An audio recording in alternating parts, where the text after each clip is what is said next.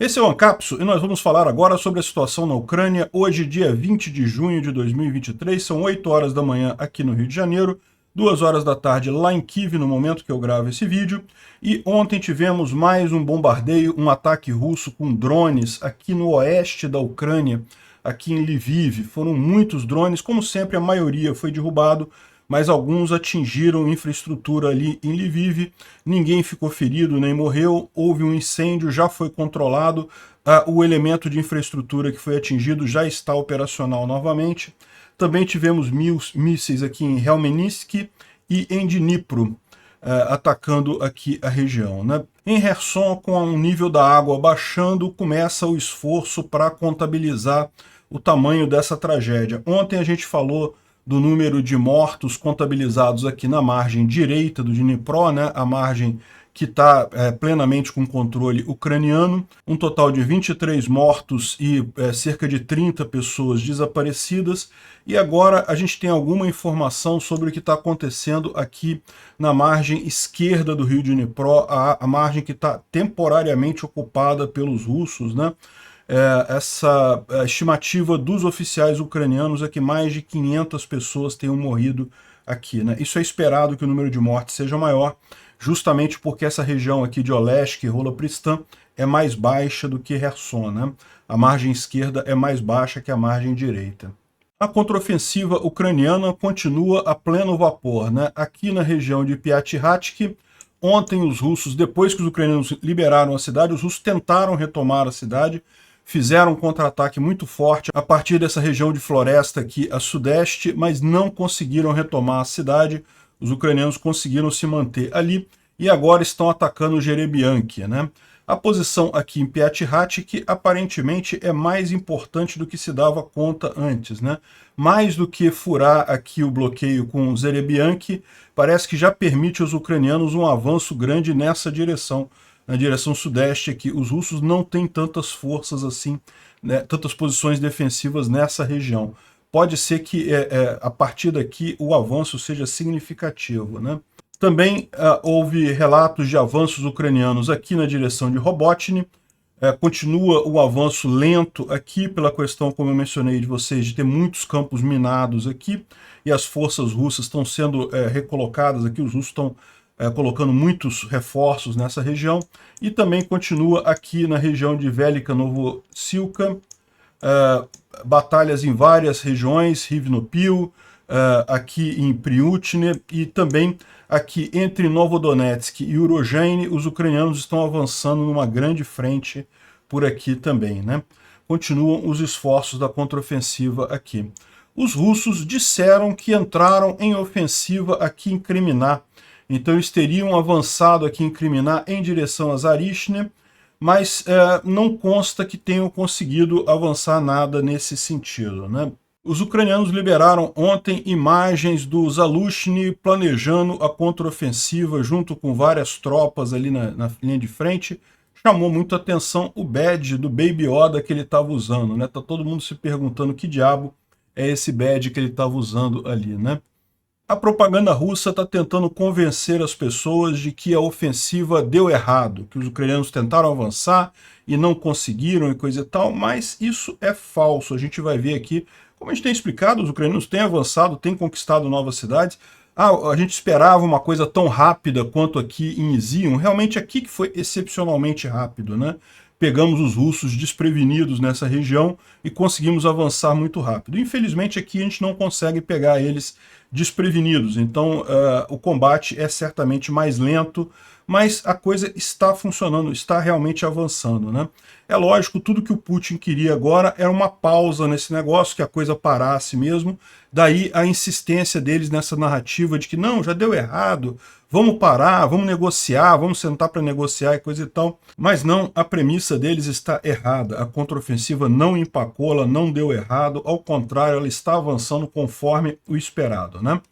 Bom, e outra informação importante, o secretário americano de defesa, o Antony Blinken, está na China.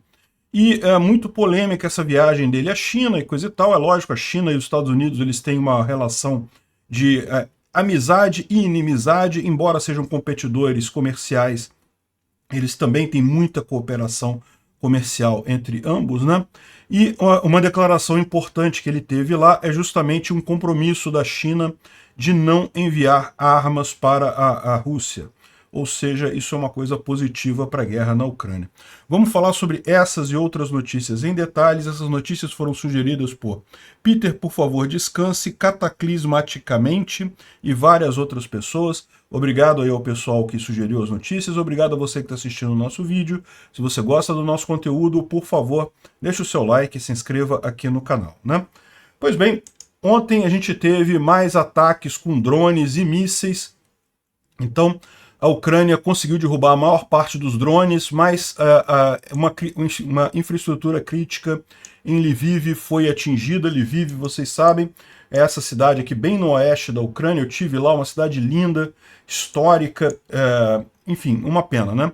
Eles não falaram qual foi o objeto de infraestrutura que foi atingido, mas falaram que tá tudo bem, já foi contido o incêndio e também não teve nenhum ferido e nenhum morto, né? Em Zaporísia, na cidade de Zaporísia mesmo, aqui, ó, houve também mísseis que atingiram uma região de agronegócio. Então atingiram ali uma região, isso aqui parece que é uma instalação de processamento de óleo, óleo de semente de girassol, possivelmente. Enfim, atingiram uma instalação ali na região de Zaporísia, mas não teve nenhum dano maior também ali, né? No total foram 32 dos 35 drones Shahed lançados, foram derrubados, mas infelizmente 3 conseguiram atingir lá Lviv. E em Zaporísia foram mísseis S-300 que os ucranianos ainda não têm capacidade de derrubar, a não ser com o Patriot. Como o Patriot só está em algumas regiões que a gente não sabe quais são, a gente sabe que em Kiev tem um Patriot ali, né? Onde estão os outros Patriot, a gente não sabe, mas aparentemente não deve ser por aqui, né? Bom, continua o nível da água baixando ali na região de Kherson. Por um lado, isso é positivo, porque permite que as buscas ficam mais tranquilas agora, o resgate das pessoas é mais fácil, mas é lógico também, como a gente já falou ontem, começa a se encontrar um grande número de corpos, né? A gente falou ontem sobre os mortos e desaparecidos do lado direito do rio de Dnipro. Então, o lado que está aqui controlado pela Ucrânia, né? Agora do lado esquerdo do rio de Dnipro, o lado que está temporariamente controlado pela Rússia. Vocês sabem, é uma região mais baixa, que essas cidades aqui são cidades relativamente grandes, então houve um dano muito maior aqui, porque essas cidades são mais baixas, né? Segundo os ucranianos, eles estimam em mais de 500 residentes da região ocupada de Oleshk morreram devido à destruição lá da barragem, devido ao alagamento que adveio disso, né? E além disso, mais uma vez, continuam chegando aqui imagens do deserto que se tornou o reservatório de Kakhovka, né, o reservatório da represa. Dá para ver que realmente ficou uma coisa totalmente desértica, né? E como a gente mencionou, isso daí pode até ter implicações em termos estratégicos mais adiante. É lógico, isso aqui não ajuda um avanço inicial ucraniano para atingir a outra margem onde estão os russos, porque da mesma forma você fica numa região que você não tem onde se esconder, não tem onde ocultar ninguém aqui. Se estiver passando uma tropa que os russos vão ver, vão atacar. Mas, por outro lado, você começa a ter a vantagem da logística depois de você estabelecer a cabeça de ponte do lado de lá. Depois que já tiver conquistado uma região lá, pode ficar realmente bem mais tranquilo para os ucranianos essa travessia do Dnipro, né? Grande incêndio em Moscou, mais um grande incêndio lá em Moscou. Não se sabe, no início não se sabia o que era exatamente que estava pegando fogo, mais adiante eles descobriram que era uma obra perto do metrô de Moscou que estava pegando fogo por ali, né? Mas teve mais coisas ontem, né? Isso aqui já foi ataque ucraniano aqui na região de Taganrog, em Rostov-on-Don, né? Taganrog é nessa parte aqui, é próximo a Rostov-on-Don. Rostov-on-Don é essa cidade aqui. Taganrog é essa outra cidadezinha aqui, é perto da Ucrânia, mas é uma cidade russa, e ela foi atacada ontem por alguma coisa, não se sabe se drones, se mísseis. Dá para ver o trabalho de defesa antiaérea russa aqui. É uma cidade portuária, pode estar sendo usada para apoio na guerra russa, né?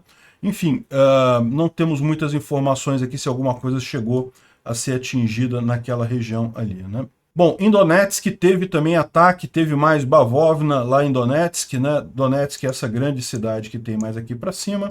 É um hub importante para os russos aqui, é uma cidade que está temporariamente ocupada pelos russos desde 2014, e então teve aí mais algumas explosões, os ucranianos fizeram isso aí com certeza, né?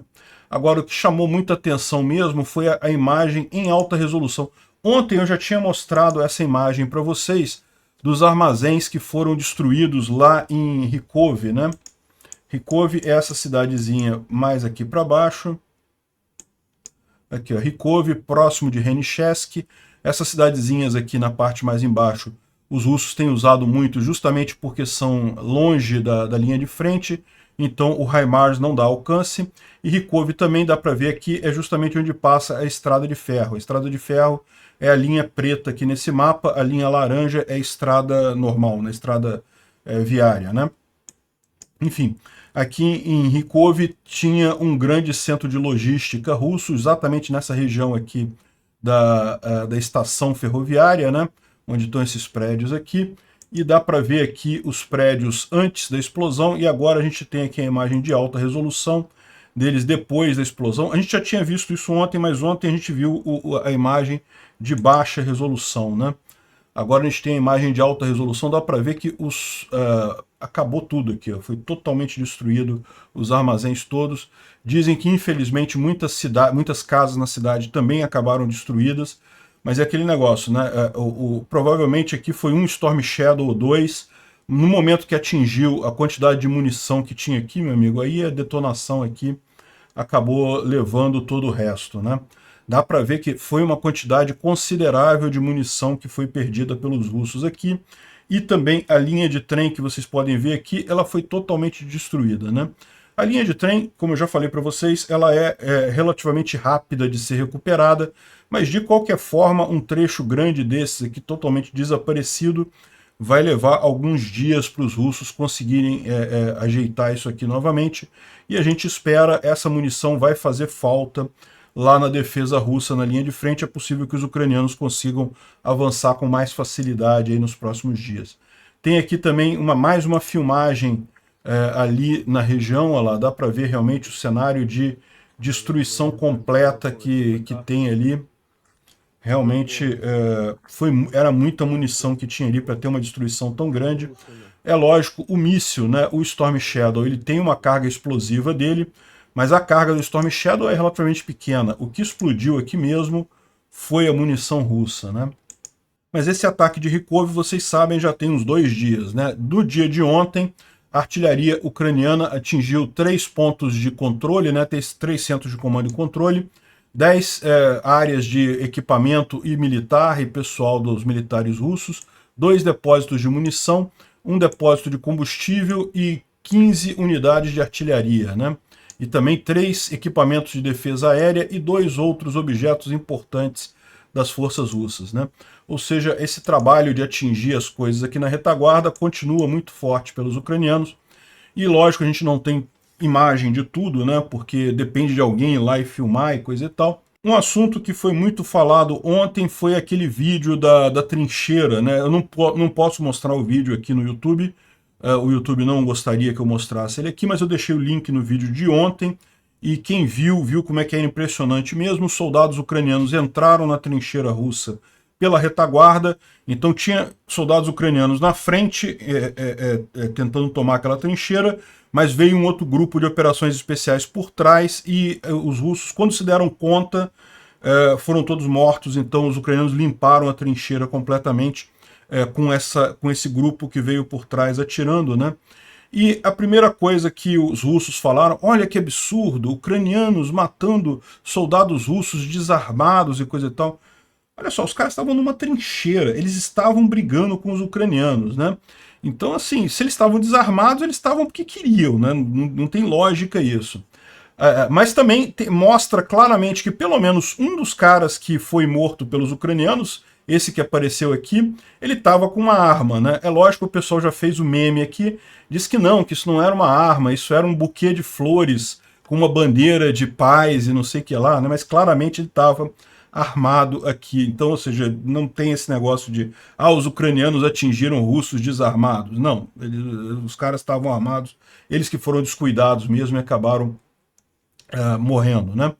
E por um acaso, esse cara aqui mesmo, que foi logo o primeiro que foi morto na trincheira, né?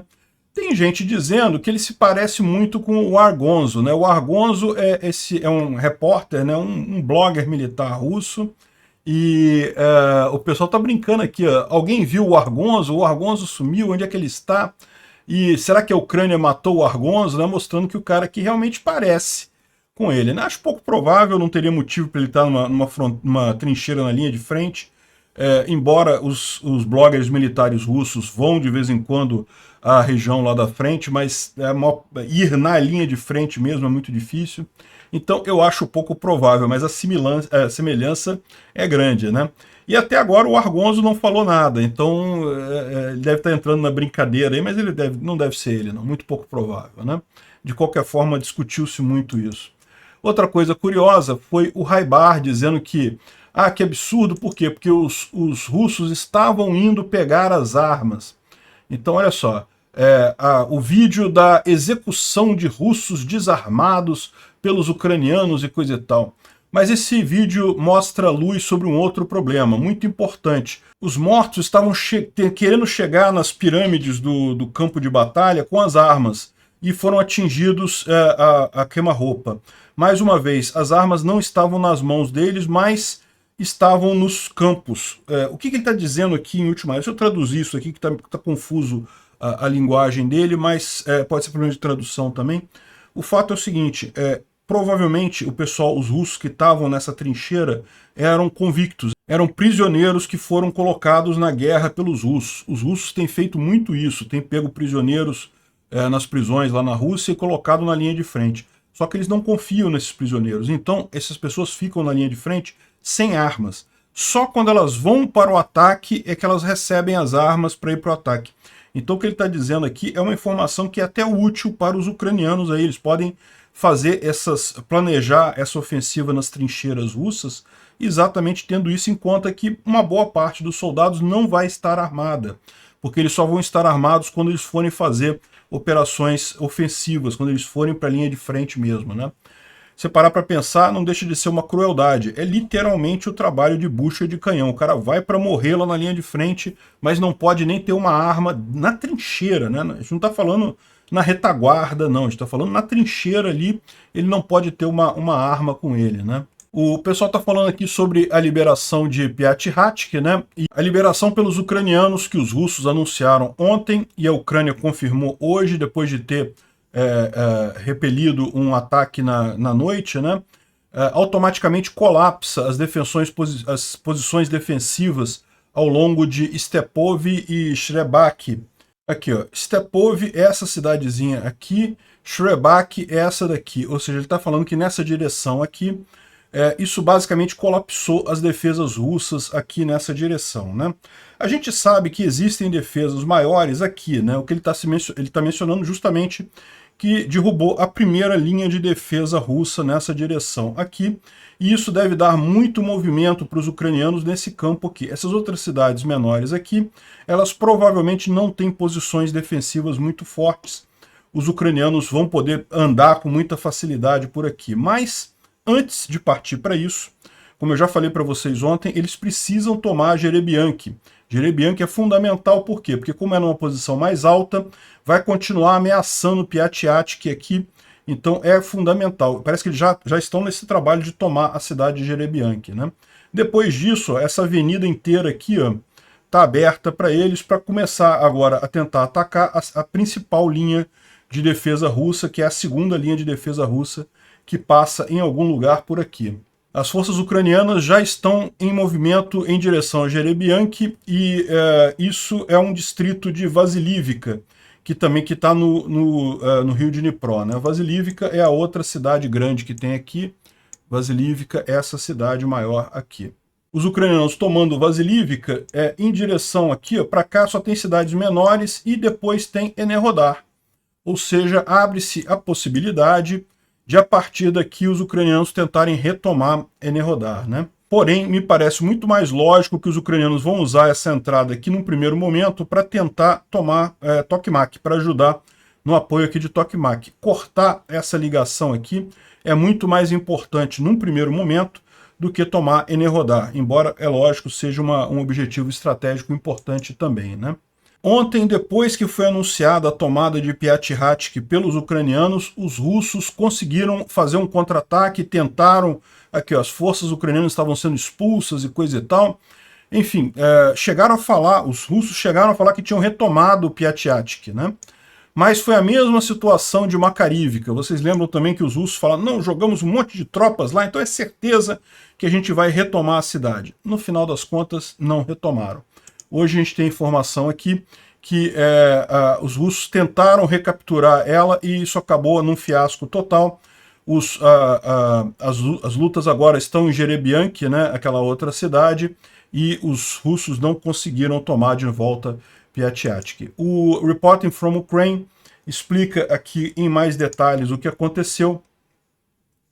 O Reporting from Ukraine é um canal que eu sempre recomendo para vocês aqui, vale muito a pena, ele dá uma descrição bem detalhada desses pontos, né? E o que ele fala é o seguinte, os ucranianos estavam preparando de fato um avanço ali a sudoeste, eles já planejavam avançar para cá também, mas os russos tentaram esse contra-ataque, e ambos os lados tiveram muita dificuldade, coisa e tal, mas acabou que eles não conseguiram, os russos não conseguiram tomar Piatihatsky, né?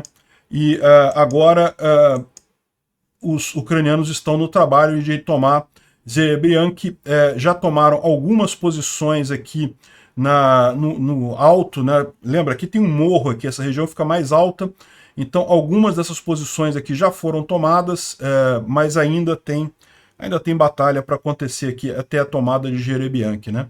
Eu espero que Jerebianki vai ser a próxima cidade a ser retomada, mas uma vez feito isso, uma vez tendo essas duas cidades aqui, os ucranianos têm uma avenida para caminhar aqui, como a gente viu, nessa direção, podem avançar bastante coisa até chegar na principal linha de defesa russa aqui, né? O próprio Igor Strelkov está dizendo lá que na direção de Melitopol, depois da captura de Piatihatsky, o inimigo, ou seja, os ucranianos, estão tentando entrar no próximo vilarejo de Jerebianki e a luta continua com muita força, né? Outra coisa que é importante notar aqui em Piatihatsky, como a gente falou, é que ela estava sendo defendida por soldados com muita experiência, não eram mobilizados recentes, não eram tropas de prisioneiros e coisa e tal, eram soldados de grande conhecimento, de grande experiência ali, e mesmo assim acabaram perdendo, né?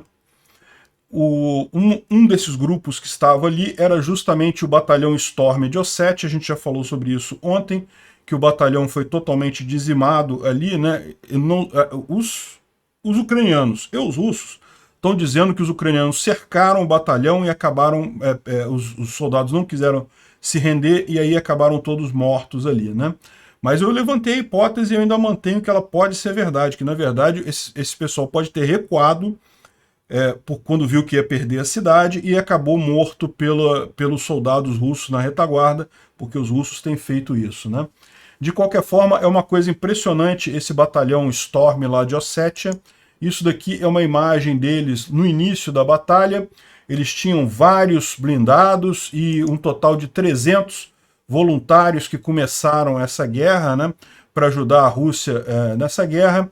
E depois da batalha lá de Piatihatsky, essa daqui é a última imagem que tem deles, né? Então tem aqui umas 20 pessoas aqui no máximo, né?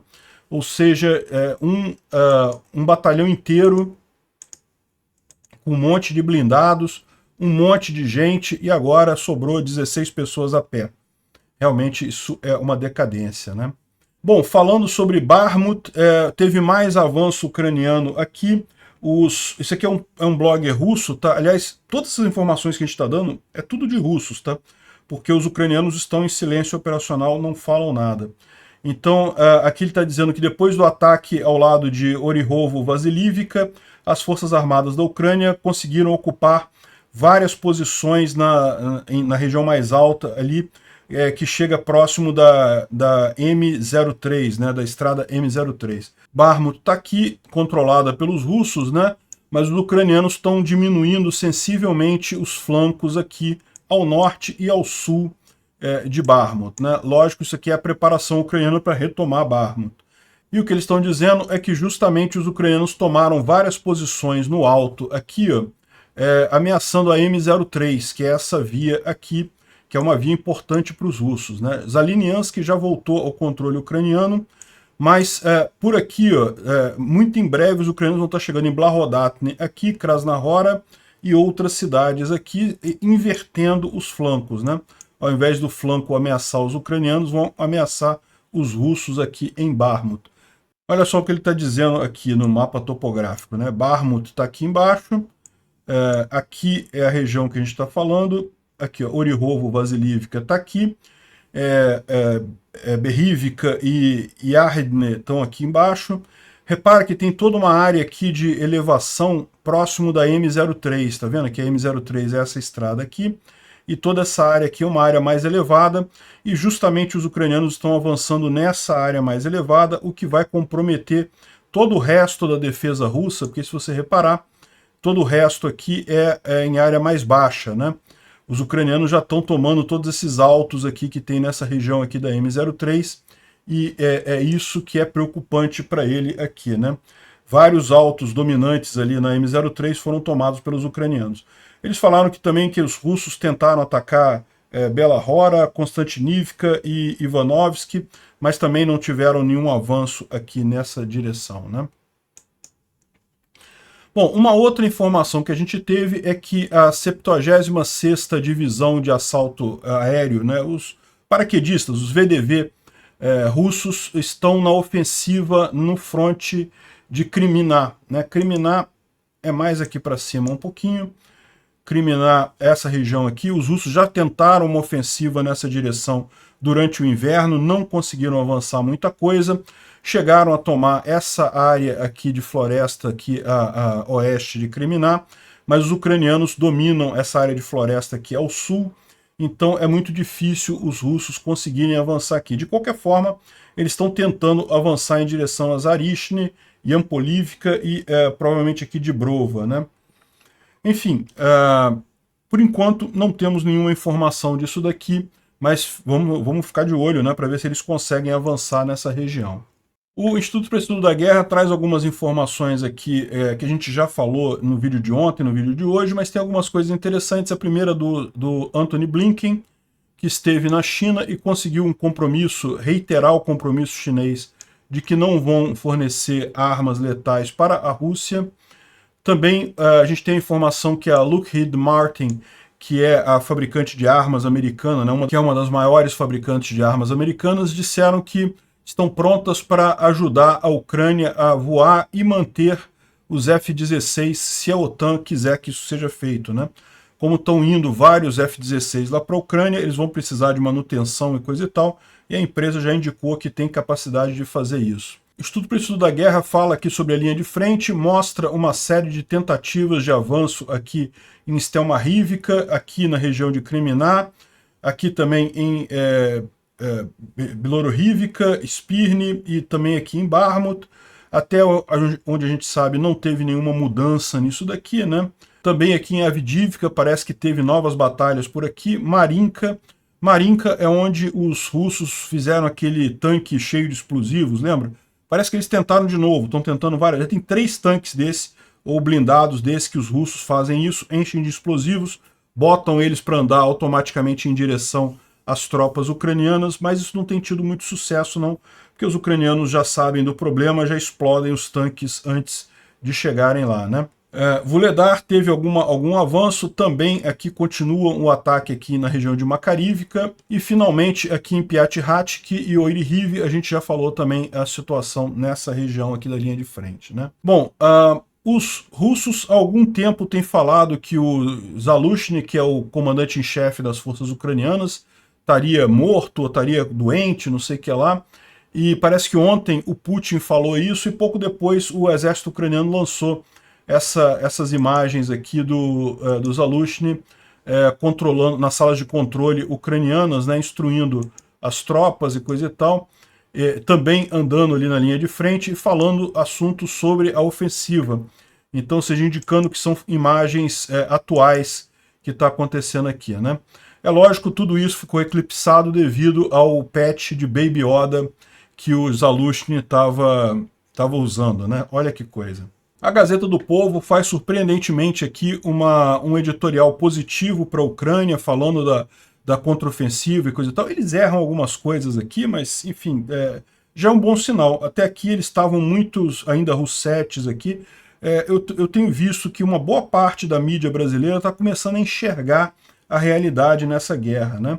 Então eles falam aqui ó, que a resistência ucraniana, que brevemente tenta conter os avanços expansionistas do Putin, deu início a um novo movimento para reaver os territórios tomados pelos russos, né? Eu não chamaria de resistência ucraniana, é o exército ucraniano, né? Então, assim, achei que ainda estão tropeçando alguma coisa, né? Enfim, aí eles falam aqui combates intensos no sul ucraniano pelo controle das cidades de Rivnopil e Urozhaine. De fato, estão acontecendo combates para o controle dessas cidades, mas vocês podiam ter dito as cidades que foram liberadas pelos ucranianos, né? Makarivka, Nestushny, Blahodatne, um monte de cidades que foram liberadas. Podia ter falado de Piatykhatsky, que acabaram de liberar agora, né? Mas enfim, ok. E os russos já teriam admitido perda de terreno, e os ucranianos anunciaram a liberação de algumas cidades, mas não falam o nome das cidades, dá menos peso a coisa, né? E cerca de 100 km², principalmente na frente sul, né? Aí ele fala aqui que mesmo com os avanços lentos, eles são fundamentais, caso consigam mover as tropas russas e reconquistar ao menos em parte os territórios ocupados, a Ucrânia fortalecerá sua posição e mostrará a força da união dos países do Ocidente contra a descabida guerra iniciada pelo Putin, né? Eu concordo, é importante realmente essa contraofensiva para isso, mas valia lembrar que os ucranianos já retomaram uma boa parte das áreas inicialmente ocupadas pelos russos, né? Toda essa área norte aqui foi retomada pelos ucranianos, a área aqui de Kharkiv inteira e também a área de Kherson. Então não é como se fosse a primeira área retomada pelos ucranianos aqui, né? E aí no final eles falam sobre as guerras, aqui ó, a questão de enviar peças, bombas nucleares para a Belarus na fronteira, que é considerada uma peça-chave no conflito. Eu não sei não, né? A Belarus está bem fora do conflito, na verdade, né? Foi no início. No início, Belarus foi uma peça-chave no conflito, né? E ainda erraram o nome do Lukashenko aqui, né? Tá o Kukashenko. Não sei, acho que ficou legal o Kukashenko. Enfim, mas de qualquer forma, parabéns à Gazeta do Povo, pelo menos tentou dar um ar mais sóbrio disso daqui. Porém, eu temo que eles estão fazendo isso numa preparação para essa outra coisa que está sendo falada pelos americanos aqui, que é justamente a falha da contraofensiva e a paz que poderia ter acontecido, né? O que está havendo lá, né? Esse cara aqui, evidentemente um Rousseff, David Sachs, ele está falando que, que a contraofensiva ucraniana falhou e agora deixou o Biden numa situação ruim. O Biden esperava que a contraofensiva ucraniana tivesse sucesso, reconquistasse territórios e com isso tivesse numa posição melhor para negociar com a Rússia. Hein? Que história é essa? Não. A Ucrânia tem direito de reconquistar os territórios dela, não é para negociar nada com ninguém, é para reconquistar mesmo. O território é da Ucrânia, né? E ninguém quer negociar com Putin, não. Isso é história aí, né? Aí ele fala que agora que a contraofensiva falhou, isso é o discurso do cara, a contraofensiva falhou. Então, agora eles estão numa posição porque ele não pode mais mandar armas, porque isso vai ser insistir no mesmo erro e coisa e tal. Esse pessoal, é lógico, eles fazem isso de propósito, né? Eles escondem o fato de que as principais forças ucranianas não entraram ainda na contraofensiva. O que está acontecendo aqui é a preparação da contraofensiva. É só o início, você tirar a zona cinza ali justamente para expor a principal linha defensiva russa, e aí sim vai entrar a principal linha de ataque ucraniana. Então o resultado dessa contraofensiva a gente não sabe, né? Mas os russos estão usando isso para dizer que não, que falhou a contraofensiva e coisa e tal. Aqui, o Timothy Milovanov está falando aqui que agora essa na visão dele, a derrota da ofensiva ucraniana deixa o Biden com duas opções, ou escalar ou admitir derrota. E isso ele coloca aqui que é absurdo, porque ele está esquecendo dos ucranianos. Quem está fazendo isso é o ucraniano, não é o Biden, esquece o Biden. O Biden está ajudando, é ótimo que os Estados Unidos estejam ajudando, aliás, é muito mais do que o Biden, porque se você olhar entre a população americana, o apoio à Ucrânia é enorme, né? A grande maioria, não só de democratas, mas de republicanos também. E o Biden tem muito pouco a ver com isso, ele está seguindo o que ele tem que fazer, não tem alternativa, né? Então, quem está fazendo essa contraofensiva são os ucranianos, né? Ou seja, só para informar vocês de mais essa peça de propaganda russa que não tem nenhuma validade, a contraofensiva mal começou, ainda vai ter muita coisa aí pela frente, né? E é lógico, isso joga na principal desejo do Putin agora. O Putin está querendo que o Ocidente perca interesse na luta na Ucrânia, né? Enquanto as pessoas tiverem interesse, e o que eu estou vendo é um aumento do interesse, particularmente aqui no Brasil, um aumento do interesse das pessoas pelas informações sobre a guerra, e lógico, ele está querendo que lá nos Estados Unidos mude o presidente, né? Eles esperam que o Trump ganhe ano que vem. Eu não sei. Com a enorme posição da população americana contra essa guerra, eu acho pouco provável que o Trump tenha alguma chance de ganhar ano que vem, né? Mas vamos ver o que vai acontecer. E mesmo que ele ganhe, eu acho muito pouco provável que ele consiga mudar alguma coisa diretamente, né? Os Estados Unidos, em termos de instituições, eles são muito mais consolidados que o Brasil. Aqui no Brasil, o Lula entrou e desfez um monte de coisa, como se o que o governo anterior fez estivesse errado, vamos refazer tudo. Nos Estados Unidos, eles até podem mudar a direção, mas eles não têm essa coisa de fazer mudanças abruptas, né? Então, eu acho que o Trump está fazendo muita propaganda a favor da Rússia e coisa e tal, mais numa de tentar se distanciar do Biden, mas no final das contas eu não creio que ele mude muita coisa, mesmo se acontecer isso, né? Outra coisa que o pessoal está lembrando aqui é justamente como é que foi a invasão da Normandia com um mês. Depois de um mês de batalha na Normandia, os aliados tinham tomado essa área aqui apenas, que é basicamente o que os ucranianos estão fazendo nesse momento, que é justamente eliminar, ou seja, preparar o ataque principal.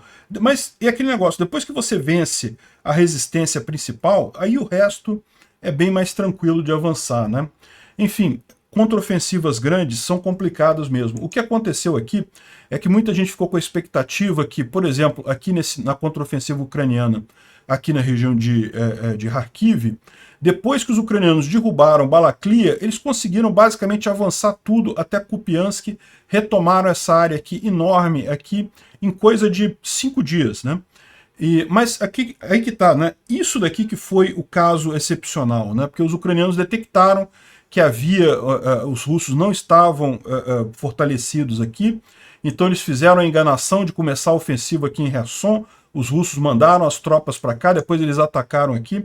Então isso aqui foi um caso realmente que eles conseguiram fazer um ganho excepcional num prazo muito curto.